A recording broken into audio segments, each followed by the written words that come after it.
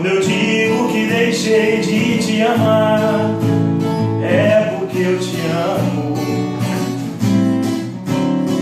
Quando eu digo que não quero mais você, é porque eu te quero. Eu tenho medo de te dar meu coração e confessar que eu estou em suas mãos, mas não posso imaginar o que vai ser de mim se eu te perder um dia. Eu me afasto e me defendo de você, mas depois me entrego. Faço tipo, falo coisas que eu não sou, mas depois eu nego.